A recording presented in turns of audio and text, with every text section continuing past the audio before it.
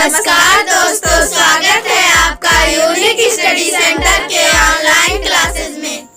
आवत ही हर्षय नहीं और नैनन नहीं स्नेह, आवत ही हर्षय नहीं नैनन नहीं स्नेह, और तुलसी तहाँ न जाइए कंचन बरसे में।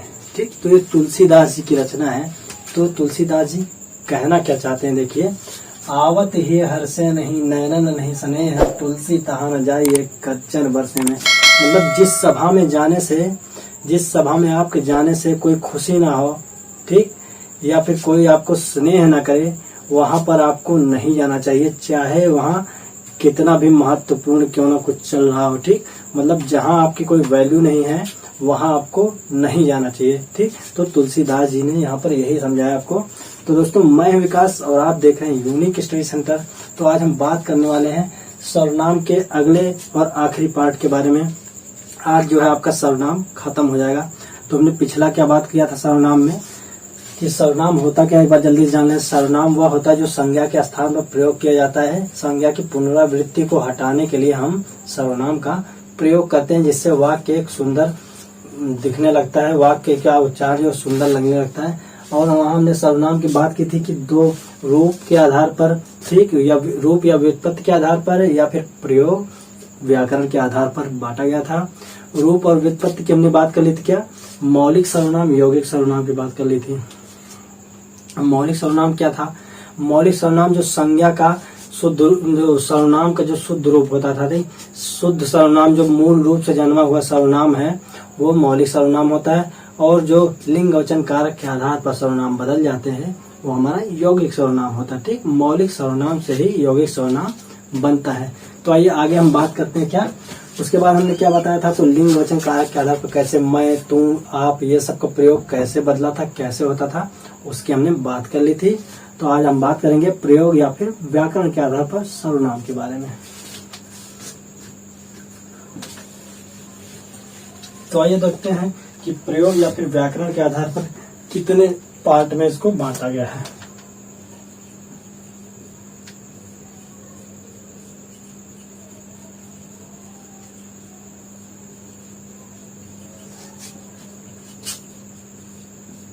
ठीक, प्रयोग या फिर व्याकरण के आधार पर जो है सर्वनाम के कितने भेद हैं, इनके बारे में हम बात करने वाले हैं। ठीक दोस्तों, तो हम बात करने वाले प्रयोग या फिर व्याकरण के आधार पर सर्वनाम के कितने भेद होते हैं। तो हम उसके बारे में आइए बात करते हैं, देखते हैं कौन कौन से हमारे सर्वनाम होते हैं प्रयोग या फिर व्याकरण के आधार पर। ठीक, तो यहाँ पे देख लेते हैं कौन कौन सा है। पहला आपका जो होता है पुरुषवाचक, दूसरा आपका जो हो जाएगा, पुरुषवाचक में भी कई भेद होंगे। प्रथम जो मध्यम पुरुष, उत्तम पुरुष, ठीक, और अन्य पुरुष, इनके बारे में आगे हम आगे बात करेंगे। ठीक, अब दूसरा आपका हो गया निजवाचक,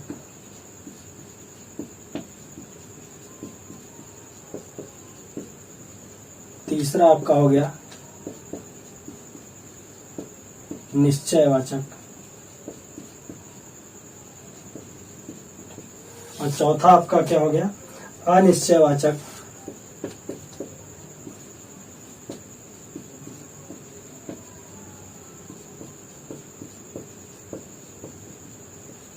पांचवा आपका हो गया प्रश्नवाचक,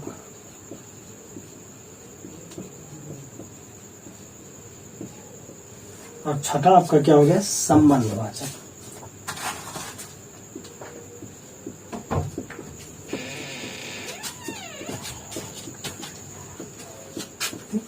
तो यहाँ पे व्याकरण या फिर प्रयोग के आधार पर कौन कौन से हो गए आपके 6 भेद हो गए। कौन से?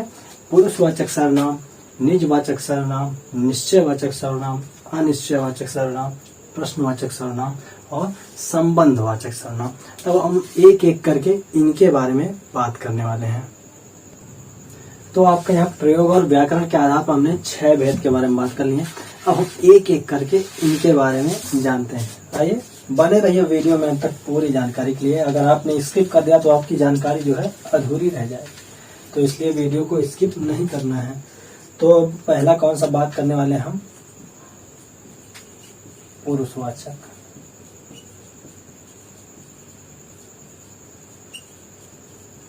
ठीक। तो पुरुषवाचक सर्वनाम के बारे में बात है। पुरुषवाचक सर्वनाम वह सर्वनाम है जो स्त्रीलिंग और पुल्लिंग दोनों के लिए प्रयोग होता है। ठीक, पुरुषवाचक सर्वनाम जो है स्त्रीलिंग और पुल्लिंग दोनों के लिए प्रयोग होता है। और इसमें कौन कौन से आते हैं, पहले यहाँ पे देखिए क्या, स्त्री और पुरुष दोनों के लिए प्रयोग।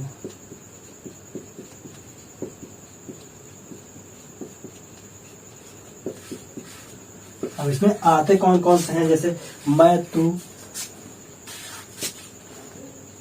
मैं, तू, आप, यह, वह इत्यादि। ठीक, तो आप पे यहाँ पे कौन से होंगे, मैं, तू, आप, यह, वह, ऐसे ही जो होंगे आपके जो है पुरुषवाचक सर्वनाम में आ जाएंगे, जो हमारा स्त्री और पुरुष दोनों के लिए प्रयोग होंगे। अब इसका हम कुछ वाक्य प्रयोग देख लेते हैं, जैसे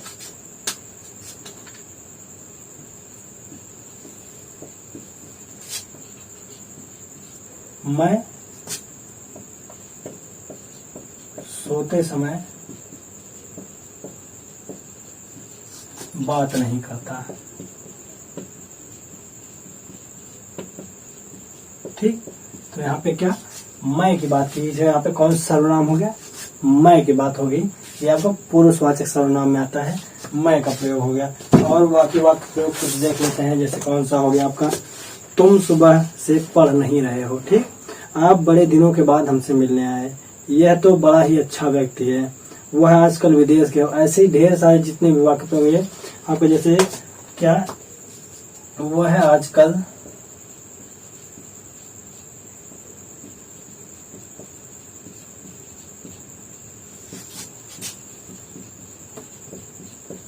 खोया खोया रहता है, वह आजकल खोया खोया रहता है। तो इसमें देखिए वह का प्रयोग हो गया। ठीक, वह हो गया, इसमें मैं का हो गया। ऐसे ही सबके प्रयोग से वाक्य बनाए जाते हैं। ठीक, जैसे मैंने बताया। अब इसमें देखिए कि कई वो इनको भाग में बांटा गया, जैसे उत्तम पुरुष है, मध्यम पुरुष है, अन्य पुरुष है, इनके हिसाब से पुरुषवाचक सर्वनाम को बांटा गया है। तो आगे हम बात करते हैं उनके बारे में, कौन कौन से। देखिए यहाँ पे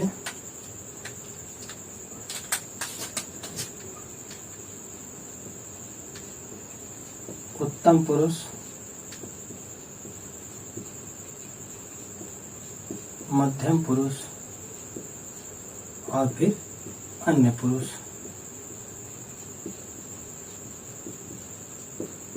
अब देखिए उत्तम पुरुष, मध्यम पुरुष, अन्य पुरुष होते क्या है। उत्तम पुरुष मतलब क्या है, जब वक्ता अपने लिए जिस सर्वनाम, मतलब खुद के लिए, मेरे लिए, अपने निज के लिए, ठीक, जो सर्वनाम यूज करता है, उपयोग करता है, उसे हम उत्तम कहते हैं। और मध्यम पुरुष वक्ता श्रोता के लिए, मतलब हम किसी और के, जो हमारे सामने है, जो हमारी बात सुन रहा है, उसके लिए हम जो प्रयोग करते हैं उसे जो है हम मध्यम पुरुष कहते हैं। और क्या, जिस सर्वनाम से वक्ता व श्रोता को छोड़कर अन्य का बोल, मतलब ना हमारा, ना जो हमारी बात सुन रहा है, उसके अलावा जब हम किसी और की बात करते हैं तो वो अन्य पुरुष में आ जाता है। ठीक, अब जैसे इसमें देख लीजिए क्या है,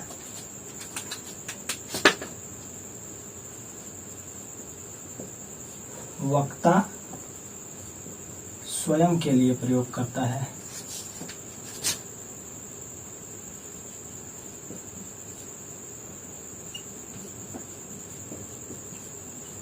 और इसमें क्या हो गया, वक्ता जो है श्रोता के लिए प्रयोग करता है।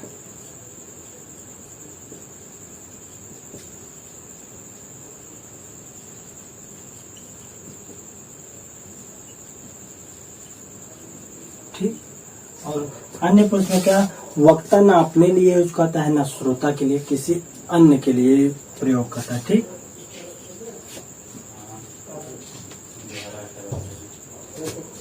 ना स्वयं, ना ही श्रोता के लिए।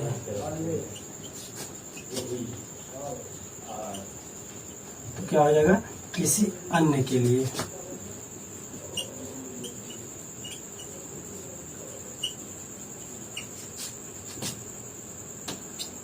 पुरुष मत करिए, क्योंकि पुरुष या स्त्री सबके लिए यहाँ पे किसी अन्य के लिए प्रयोग।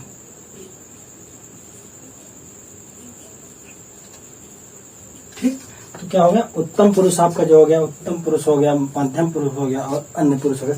उत्तम पुरुष होता है जो वक्ता स्वयं के लिए प्रयोग करता है, मध्यम पुरुष होता है वक्ता जो श्रोता या फिर सामने वाले के लिए प्रयोग करता है, और अन्य पुरुष ना स्वयं के लिए ना ही श्रोता के लिए किसी तीसरे अन्य के लिए प्रयोग करता है, तो वो अन्य पुरुष कहलाता है। अब इसके एग्जाम्पल देख लेते हैं कौन कौन से होंगे। जैसे उत्तम पुरुष का आपका कौन सा हो गया,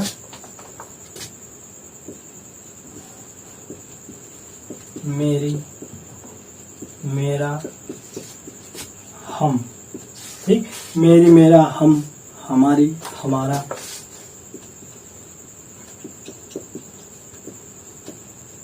ठीक, तो ये क्या हो गया, निजता के लिए या फिर स्वयं के लिए प्रयोग हो रहा है।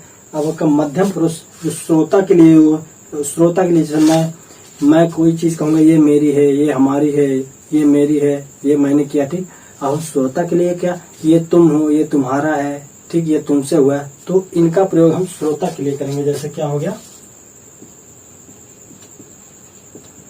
तुम, तुम्हारा, तुम्हारी, आपका, ऐसे ही जितने होंगे वो सब जो आपका मध्यम पुरुष में होगा। अब देखिए अन्य पुरुष में कौन सा यूज होता है। अन्य पुरुष में आपका जो होगा वो आपका क्या होगा, ये वे इनका उनका। इससे ना मेरा बोध होगा ना मेरे सामने वाला, ये मतलब कोई भी हो सकता है। ठीक, तो वे इनका ये जो आपका कोई भी हो सकता है। ठीक, जैसे इसमें क्या हो गया, ये वे इनका उनका आदि।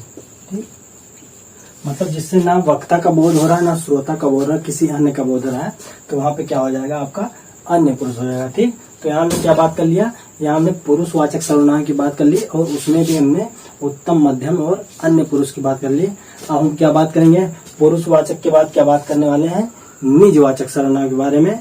इससे पहले हम एक वाक्य प्रयोग करके जान लेते हैं कि कैसे इनका वाक्य में प्रयोग होगा। ठीक, तो यहाँ पे एक हम वाक्य लिखते हैं,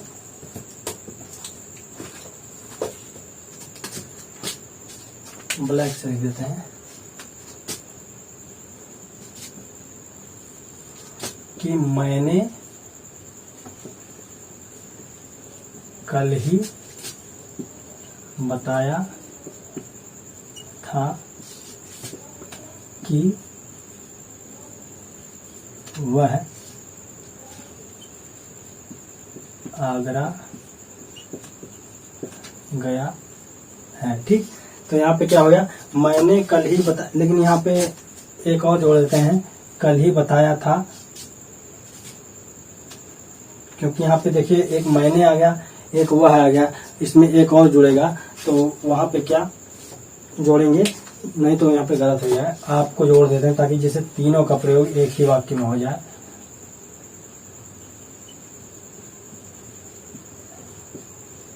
अब इससे देखिए आपका उत्तम, मध्यम और अन्य एक ही वाक्य में आ गया है। क्या, मैंने कल ही आपको बताया था कि वह आगरा गया है। ठीक, अब इसमें देखिए कौन कौन सा आया है, एक मैंने आया है, एक आपको आया है, एक वह आया है। अब मैंने क्या बताया था, देखिए मैंने किस में आया है, मैंने जो आपका उत्तम पुरुष में मैंने आ जाएगा, लिखा नहीं लेकिन वहां जो निज के लिए होगा वो मैंने, मेरे खुद के लिए होगा। यहाँ आपका क्या हो जाएगा, ये आपका हो जाएगा उत्तम पुरुष। आपको हो गया, आपको देखिए यहाँ पे बताया है मैंने, आपका या आपको या आपकी, ये सब आपका मध्यम पुरुष में आ जाएगा।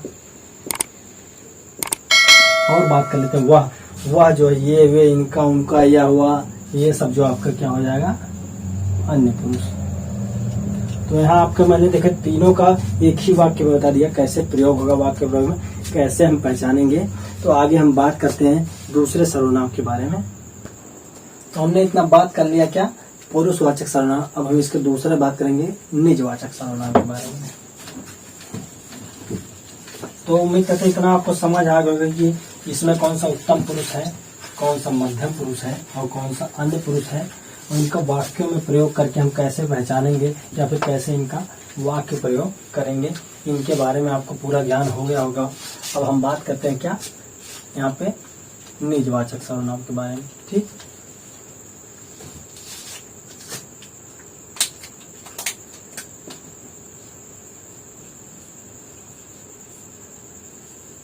तो दूसरा क्या होगा निज। इसका आपको सीधा निज मतलब स्वयं खुद के लिए, ऐसा सर्वनाम जो खुद के लिए प्रयोग होता है, स्वयं के लिए, स्वतः के लिए प्रयोग होता है, उसे हम निजवाचक सर्वनाम कहते हैं। ठीक, क्या हो गया स्वयं, स्वयं के लिए प्रयोग।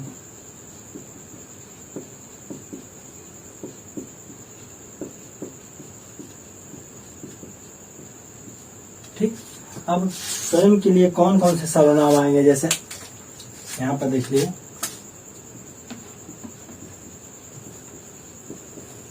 स्वतः हो गया, स्वयं हो गया, खुद हो गया। ठीक, जैसे यहाँ पे स्वतः हो गया, स्वयं हो गया, खुद हो गया। अब ये किस में आएंगे, ये आप में आ जाएंगे, जैसे आप। ठीक, स्वयं, स्वतः, खुद, आप भी होगा। ठीक, तो यहाँ पे अब इसके हम क्या वाक्य प्रयोग के बारे में जानते हैं। देखिए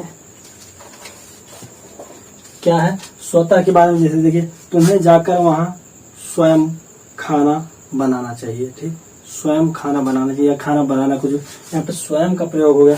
स्वतः में जैसे एक यहाँ पे खुद से हो गया, दीपक इस काम को खुद से करने वाला था। ठीक, तुम रहने दो, मैं अपने आप चला जाऊंगा। ठीक, तो यहाँ क्या हो गया, इसकी बात हो गई। देखिए जैसे उदाहरण की बात कर लेते हैं।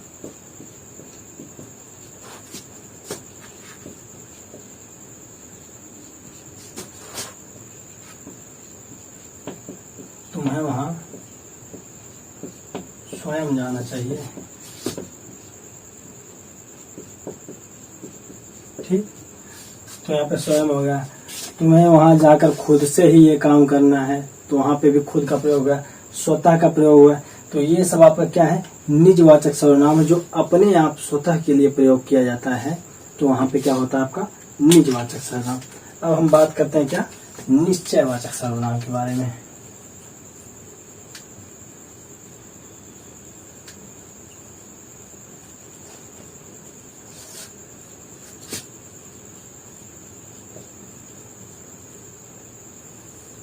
निश्चय, निश्चय इसी वाक्य क्या शब्द से समझ, निश्चय मतलब जो चीज निश्चित हो। ठीक, जो चीज निश्चित हो, निश्चय मतलब जो चीज निश्चित हो, जो चीज किसी निश्चित व्यक्ति या वस्तु या फिर किसी निश्चित चीज के लिए प्रयोग किया गया हो, उसे निश्चयवाचक सर्वनाम कहते हैं। ठीक, जैसे आपको किताब की परिभाषा में बताते क्या लिखा है कि जिस सर्वनाम का किसी व्यक्ति, वस्तु या पदार्थ के विषय के ठीक ठीक ज्ञान हो, ठीक ठीक उसी के बारे में बताया जा रहा हो, उसे हम निश्चयवाचक सर्वनाम कहते हैं। ठीक, क्या किसी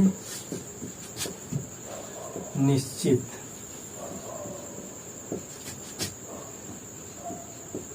व्यक्ति, वस्तु या स्थान आदि के बारे में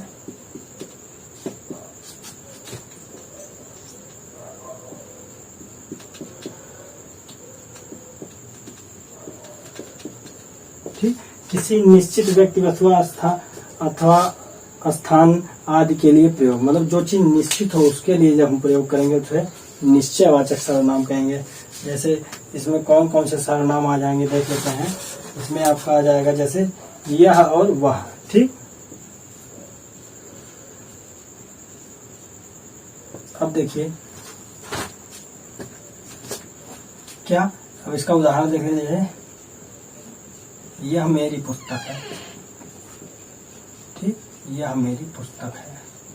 अब इसमें देखिए आपका क्या यहाँ पे निश्चित कर रहा है कि यह मेरी ही पुस्तक, किसी और की नहीं, यह मेरी ही पुस्तक है। ठीक, तो यहाँ पे क्या होगा, यहाँ पे जो है पुस्तक के बारे में बता, यह पुस्तक मेरी या मेरी पुस्तक है, उसको निश्चित तौर से बता वह मेरी गाय है। ठीक, तो वह मेरा कमरा है, तो वहाँ पे निश्चय पूर्वक बताया जाए कि हाँ वो निश्चितता मेरा ही है। ठीक, तो यहाँ पे क्या हुआ आपका निश्चयवाचक सर्वनाम के बारे में।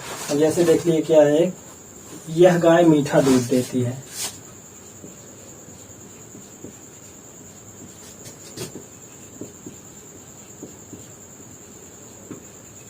यह गाय मीठा दूध देती है।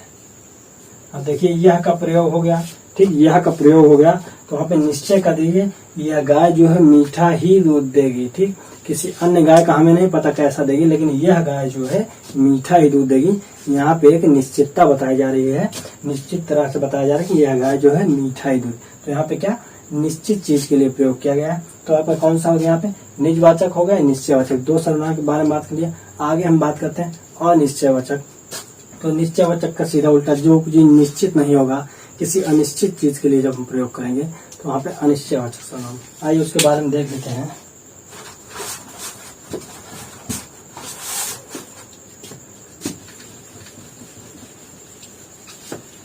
तो आपका यहाँ पे निश्चयवाचक और निजवाचक जो आपका एकदम क्लियर हो गया है। अब हम बात करेंगे क्या अनिश्चयवाचक सर्वनाम के बारे में। तो अब हम क्या बात करेंगे, निश्चय हो गया, निज हो गया, पुरुष हो गया। चौथा भेद कौन सा है, अनिश्चयवाचक सर्वनाम। तो जैसे निश्चय में किसी चीज का निश्चित होता है, और इसमें क्या जिस सर्वनाम के प्रयोग से किसी व्यक्ति वस्तु अथवा पदार्थ की निश्चितता नहीं बताई सकती, मतलब कोई ठीक नहीं बता सकता है वो, या फिर किसी ऐसे पदार्थ व्यक्ति वस्तु के बारे में प्रयोग करेंगे जो निश्चित नहीं होगा, तो जो सर्वनाम का प्रयोग होगा वो अनिश्चयवाचक। ठीक, तो क्या होगा यहाँ पे अनिश्चित व्यक्ति वस्तु अथवा स्थान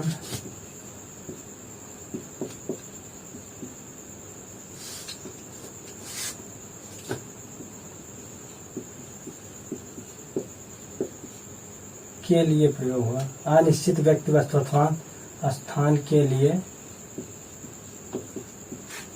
प्रयोग। या फिर आप क्या कह सकते हैं, सर्वनाम, ऐसे सर्वनाम जिनके प्रयोग से, या फिर जिन सर्वनाम के प्रयोग से क्या इनके बारे में। ठीक,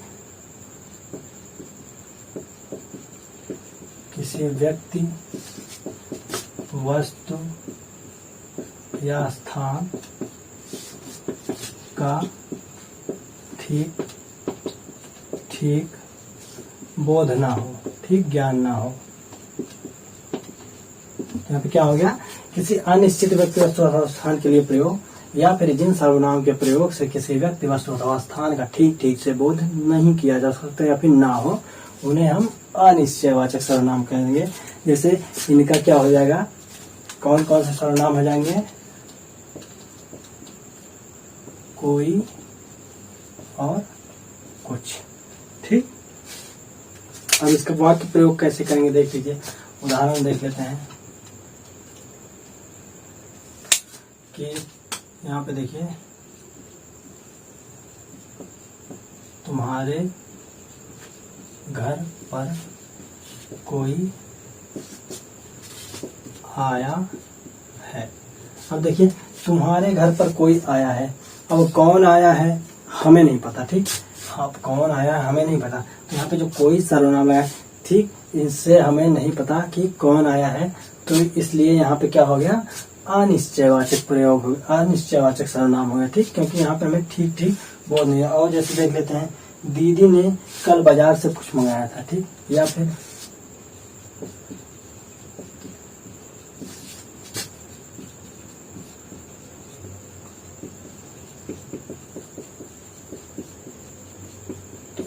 अब देखिए यहाँ पे कुछ आ गया, यहाँ पे कोई आया था, हम कुछ मंगाया था, क्या मंगाया था हमको नहीं पता, बस कुछ मंगाया था। ठीक, तो यहाँ पे हमें उस चीज का बोध नहीं हो रहा है कि क्या मंगाया गया था, तो यहाँ पे क्या हो जाएगा, अनिश्चयवाचक सर्वनाम हो जाएगा। अब हम क्या बात करेंगे, अब हम आगे बात करेंगे प्रश्नवाचक सर्वनाम के बारे में। ठीक, इसका पांचवा भेद क्या है,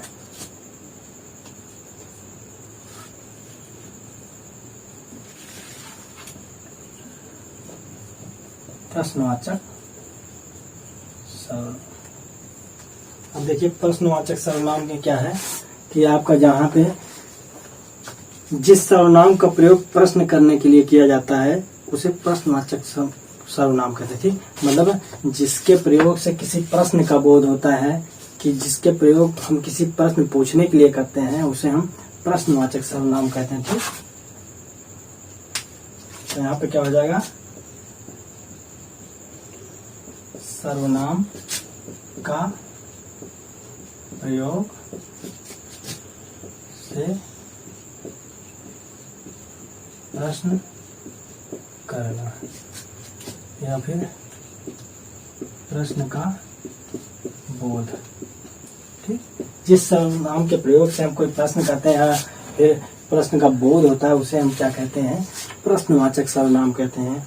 अब इसमें जैसे कौन कौन सा आता है हम इसके बारे में बात करते हैं। प्रश्नवाचक सर्वनाम में कौन कौन से आते हैं, जैसे कौन क्या। ठीक, अब इसका प्रयोग कैसे करेंगे।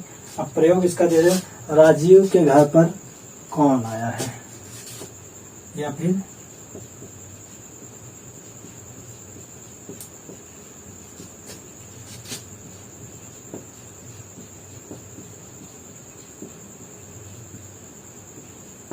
ठीक। अब यहाँ पे आपको प्रश्नवाचक, तो यहाँ पे देखिए प्रश्नवाचक चिन्ह भी लगाएंगे। जब प्रश्न का बोध हो जाएगा तो प्रश्नवाचक चिन्ह भी लगा देंगे। जैसे यहाँ पे कौन आ गया ना, कौन और क्या से बोध हो रहा है।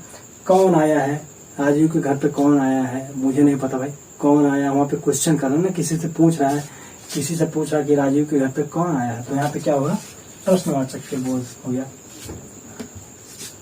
जैसे तुम क्या कर रहे हो,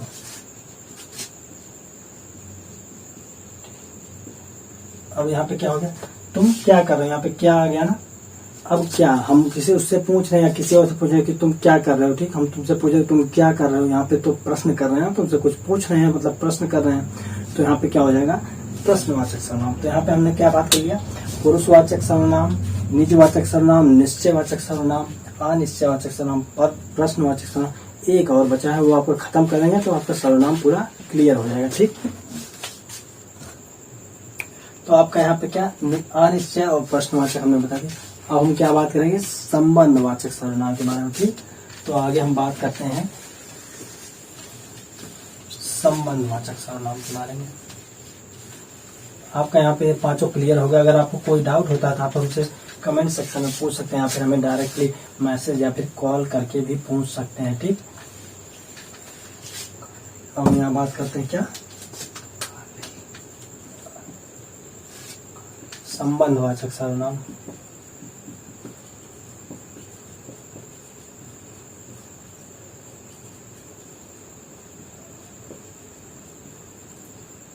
अब देखिए संबंध, इससे क्या मतलब, क्या संबंध स्थापित करना, किसी एक का दूसरे से संबंध बताना। यहाँ से आपको क्लियर है ना। अब क्या होता है, किसी एक शब्द या फिर वाक्य का दूसरे शब्द या फिर वाक्य से जो संबंध बताता है, उसके लिए जो सर्वनाम यूज करते हैं, प्रयोग करते हैं, उसे हम संबंधवाचक सर्वनाम कहते हैं। मतलब किसी एक शब्द या वाक्य का किसी दूसरे या शब्द या वाक्य से संबंध बताने के लिए प्रयोग सर्वनाम क्या होता है, संबंधवाचक सर्वनाम। क्या हुआ आपका, किसी एक शब्द या वाक्य का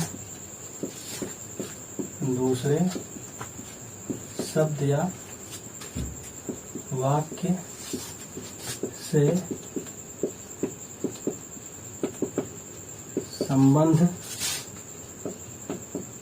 बताने के लिए प्रयोग सर्वनाम। ठीक, मतलब क्या हुआ, किसी एक शब्द या वाक्य का किसी दूसरे शब्द या वाक्य से संबंध बताने के लिए जो हम सर्वनाम का प्रयोग करते हैं उसे हम संबंधवाचक सर्वनाम कहते हैं। और इसमें देखिए संबंधवाचक सर्वनाम में कौन कौन सा आता है, जैसे जो या फिर सो। सो को हम क्या कहते हैं, वो भी कहते हैं। ठीक, जो या फिर सो। अब इसका हम वाक्य प्रयोग कैसे करेंगे उसके बारे में बात कर लेते हैं। जैसे देखिए एक बहुत ही पुराना डायलॉग है, फेमस है।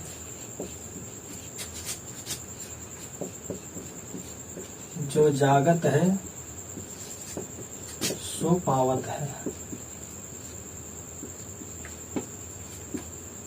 और जो सोवत है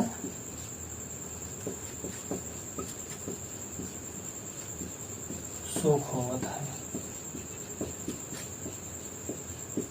ठीक, जो जागत है सो पावत है, और जो सोवत है सो खोवत है। ठीक, तो यहाँ पे देखिए जो का प्रयोग जागत है। ठीक, अब इससे किसी दूसरे का संबंध सो से किया जाए, मतलब जो जागता है वही पाता है। ठीक, जो यहाँ पे सो मतलब जो जागता है वो पाता है। ठीक, जागत यहाँ पे जो और सो का प्रयोग से संबंध दिखाया है, मतलब जो जागेगा वही पाएगा, सोने वाला नहीं पाएगा। और यहाँ पे देखिए क्या, जो सोवत है सो खोवत है, या फिर वो खोवत है आप कह लीजिए। ठीक, तो यहाँ पे संबंध क्या दिखा है, जो सोवत है वो खोवत है, और जो जागत है वो पावत है। तो यहाँ पे जो और सो का प्रयोग करके संबंध दिखाया जा रहा है। ये एक वाक्य हो गया आपका, और ये दूसरे वाक्य से या फिर शब्द कर लीजिए, शब्द से यहाँ पे आपका संबंध दिखा रहा है। ठीक, और जैसे देख लीजिए, जो मेहनत करेगा वो फल पाएगा, और जो नहीं करेगा वो नहीं पाएगा। तो यहाँ पे भी देखिए मेहनत करने से फल का जो है संबंध दिखाया है, मेहनत करेगा तभी फल मिलेगा। तो यहाँ पे देखिए आपका सबका बात कर लिया हमने, जितने भेद सर्वनाम के बारे में उनके बात कर लिया, कैसे उनका प्रयोग होगा, लिंग वचन कारक के आधार पर कैसे बदल जाएंगे सर्वनाम, इनके बारे में हम बात कर लिया। तो आज आपके सर्वनाम का टॉपिक जो है पूरा खत्म हो गया है। तो उम्मीद करते हैं आपको पूरा समझ में आ गया होगा। अगर नहीं आया है तो आप हमसे कमेंट सेक्शन में पूछ सकते हैं। ठीक, नीचे कमेंट करके हमसे पूछ सकते हैं, और आप लाइक शेयर सब्सक्राइब करना ना भूलें। तो मिलते हैं अगली वीडियो में। और जो आप फीडबैक तो जरूर दीजिए, कमेंट में आप फीडबैक दीजिए कि कैसा पढ़ा रहा हूँ और क्या सुधार की जरूरत है, वो आप हमें कमेंट सेक्शन में बता सकते हैं। तो मिलते हैं अगली वीडियो में एक नए जोश के साथ, नए टॉपिक के साथ। तब तक के लिए जय हिंद, वंदे मातरम।